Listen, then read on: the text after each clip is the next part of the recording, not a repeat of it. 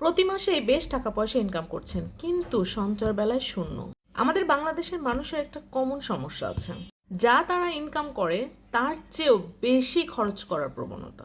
50,000 টাকা যদি বেতন পায়, চলাফেরা দেখলে মনে হবে 1.5 লক্ষ টাকা স্যালারি পায়। কিন্তু বাংলাদেশের আবার এক শ্রেণীর মানুষ আছে, ওই 50,000 টাকা বেতন পেয়ে 10,000 টাকা তারা আলাদা করে রাখে। অনেকেই আবার আছে, আগামী কাল থেকে টাকা সঞ্চয় করব, সেটা ভেবে ভেবে প্রতিদিন টাকা খরচ করছে।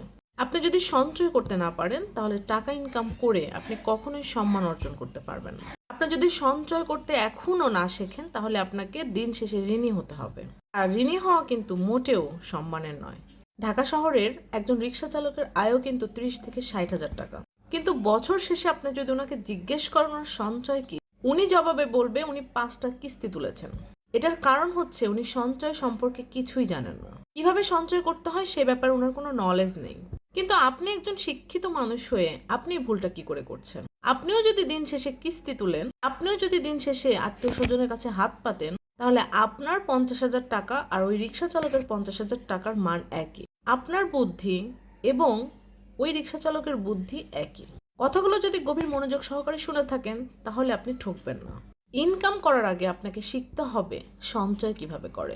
খরচের লাগাম টেনে ধরতে না পারলে আপনি মোটেও সঞ্চয় হতে পারবেন না। আপনার মস্তিষ্ক হচ্ছে এমন একটা বিষয় যে আপনি তাকে যা ইনপুট দিবেন সে তাই আপনাকে আউটপুট দিবে। আপনি যদি মস্তিষ্ককে বোঝাতে পারেন যে আপনার স্যালারি 10,000 টাকা কম, আপনার মস্তিষ্ক সেভাবেই খরচ করবে। কিন্তু আমাদের বাংলাদেশের মধ্যবিত্ত শ্রেণীর মানুষের চিন্তাটা কোথায় জানেন? তারা ব্রেনকে জানিয়ে দেয় তোমার যা ইচ্ছা তুমি খরচ করতে পারো, অনেক টাকা স্যালারি পেয়েছি। এই সমস্যাগুলো থেকে আপনি যতদিন উতরাতে না পারবেন, প্রথমত মাসের 20 দিন যেতে না যেতে আপনার সব টাকা শেষ হয়ে যাবে। দ্বিতীয়ত বাকি 10 দিন চলার জন্য আপনাকে মানুষের কাছে হাত পাততে হবে। আপনি একজন শিক্ষিত এবং ভালো চাকরিজীবী হয়েও যদি আপনি ঋণী হয়ে যান এবং আপনার কোনো সঞ্চয় না থাকে, তাহলে আমি বলবো আপনি একজন ব্যর্থ মানুষ।